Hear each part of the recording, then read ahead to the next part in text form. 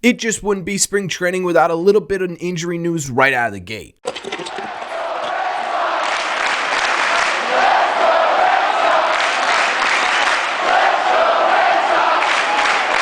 What is going on, everybody? Welcome back to Red Seat Radio. My name is Corbin. If you've been here a while, you know that one of my least favorite videos to make are injury style videos. The reason is because it felt like over the last couple of years, there have been about 10,000 different Red Sox injuries. But at this time of year, these type of videos are just simply impossible to ignore because you're starting to get everyone all in the same place together. You've got the medical staff getting a look at these guys, and you got a ton of press, which ultimately leads to usually a few injury reports throughout the spring training. The hope is that they just end up not being super serious issues. And yesterday, we got our first glimpse into how healthy or not healthy the Red Sox are. So what we're going to do in today's video is we're going to take a look at the latest Red Sox injury news. We're going to talk about who's on this list, what their possible injury looks like, how long they could be out, and what type of impact this could have on the spring/regular season. But before we get into that, just a heads up, we are on the road to 10,000 subscribers. I think we're right around 500 subs away. So if you're new here and you want to help us get there, make sure you guys have hit that subscribe button. We talk Red Sox content almost every single day. Also, make sure you guys have hit the like button on this video as well. Really helps these videos out a ton, and it would mean a lot to me. Thank you all very much for clicking on this one. Let's get into it.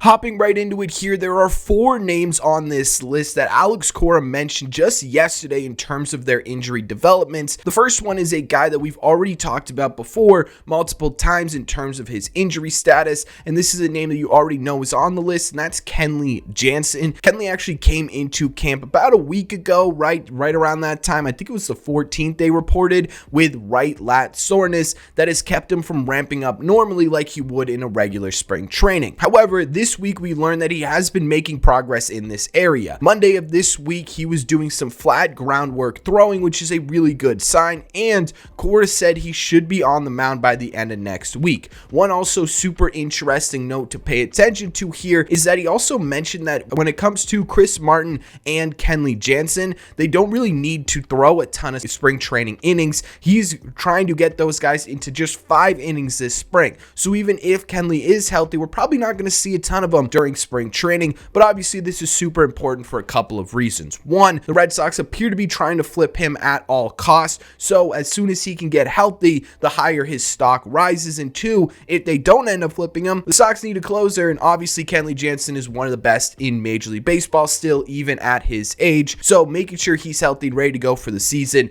is going to be absolutely critical to the Red Sox success. Again, if he's here, if he's not, well, getting him healthy would allow you to get more back in return. But he's not the only name that came up yesterday. The other name, and this is the first time we're hearing about this, is Jarren Duran. Now, Duran isn't technically injured. He is fully healthy right now, but because he had that toe turf surgery at the end of last season, the Red Sox have decided to be extra cautious in terms of ramping him up in-game play. And they also announced that he's going to be missing a small amount of time at the beginning of this spring. Cora's saying that he'll probably not make the field, at least in terms of in-game situations, like we're seeing him on TV type stuff, until March 1st. There's some good news and some iffy news here. I don't think this is really any bad news, right? The good news is that he's still projected good to go for opening day. It's also good news that he doesn't have a real injury. It's just sort of making sure that he's good to go, being extra cautious as much as they possibly can to prevent further injury. Always a smart thing to do, especially at the beginning of spring training. But I am curious here how long it takes the Red Sox to get comfortable with him playing games, because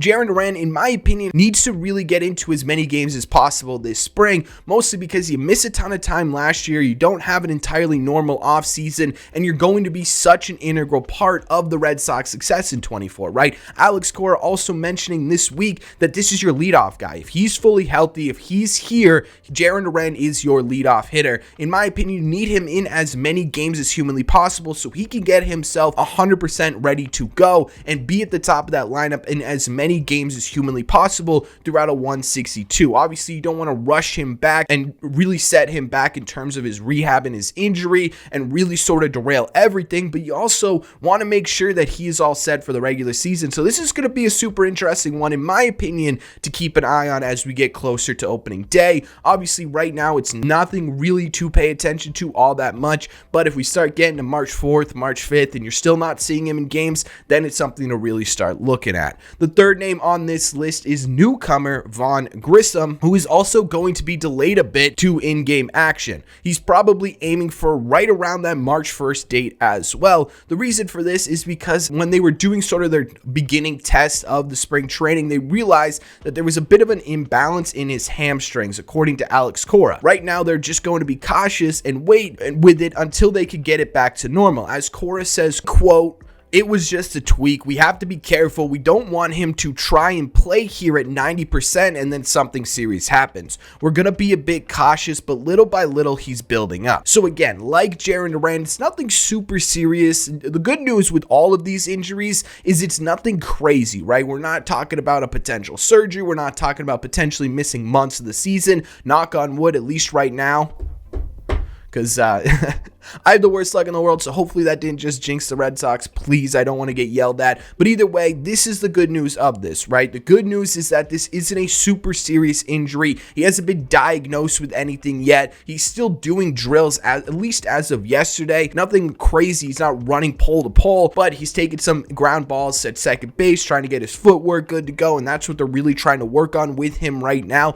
to make sure that he's not full go and making those hamstrings worse. But again, like Jarren Duran, this is going to be an interesting one to keep an eye on, specifically because this is Vaughn Grissom's first full season at the major league level. He's spent time with the Atlanta Braves in parts of different seasons, but he never played or projected to play a full 162 until this year. He's also never been a full-time second baseman at the major league level. He played some time at second base with the Atlanta Braves, but he was mainly a shortstop. So it's a whole lot of new for Vaughn Grissom going into 2024, new team, new position, right? And new perspective on the MLB season. And that's a whole lot of new you want to try and iron out as much as possible before you get into 2024. Obviously, there are things you can't avoid, like you can't show him how to play a 162 game season without just playing a 162 game season, right? You can't show him how to play his first full year in Major League Baseball without him just playing his first full year in Major League Baseball, but you can minimize that a bit. You could get him into as many games as possible, iron out as many things as humanly possible so he's as prepared as possible, and you don't want to set that back too much. So this is definitely, in my opinion, a really big one to keep an eye on.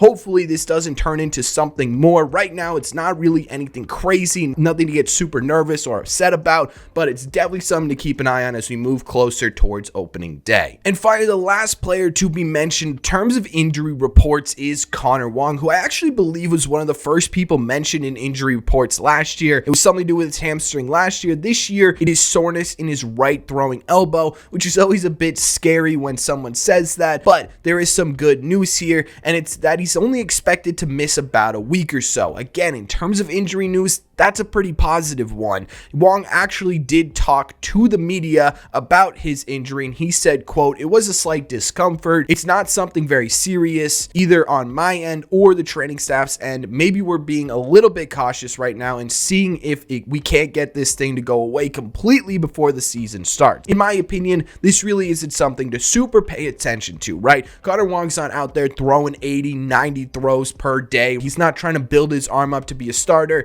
This is a catcher who obviously needs his arm to try and throw out runners at second and third base, but it's probably not something super crazy. He wasn't even diagnosed with anything. He guessed that it feels a little bit like inflammation, but he doesn't know because when he didn't do x-rays or anything like that because the trainers felt as though it was so minor, they didn't need to do anything, which is always a good thing, right? Hopefully it's a good thing. Again, something to keep an eye on, but not something to freak out about. In my opinion, one of the more interesting storylines this spring is going to be that catching catching position. What does that look like? Are they going to switch things up? Are they going to stick with their tandem of McGuire and Wong going into 24, or is someone defensively going to win their way into a 26-man role, either as a non-roster invite or on that 40-man? But I don't think Connor Wong's really at risk of losing his position here. Again, like Grissom, like Duran, it's just a matter of, hey, we want to get you as close to ready for opening day as humanly possible. We want you to be 100% for opening day, not even 99.99%. But when we're looking at these injuries overall,